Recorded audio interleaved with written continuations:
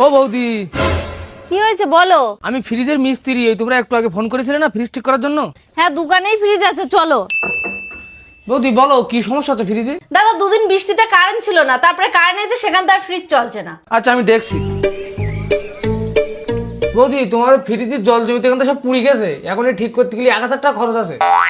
দাদা একটু কম সম হবে না? বাড়ি থেকেও আসো। হ্যাঁ কে? তুমি একটুক্ষণ আগে যে ফোন করেছিলে না যে ফ্রিজ খারাপ হয়ে গেছে, আমি তার জন্য এসেছি। হ্যাঁ এই যে সেই ফ্রিজ, এসো দেখি যাও।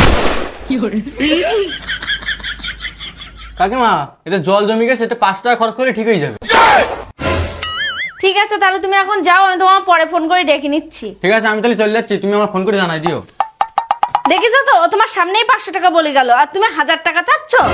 ঠিক আছে তুমি আমার 1-2 টাকা কম দিই কেন? মাত্র 200 টাকা কম? ও তো তোমার সামনেই 500 টাকা বলে গেল। ঠিক আছে বৌদি, না তোমার না আমার, ও 500 টাকা বলে গেছে, ওই 500 টাকায় দিই কেন? না না দাদা, আমি 500 টাকা দিতে পারবো না। তুমি প্রথমে এসো তাই আমি তোমার দাঁড় করা রেখেছি। আমি 300 টাকা দেবো, তুমি ফ্রিজ ঠিক করলে করো, না তো তুমি যাও। ঠিক আছে বৌদি।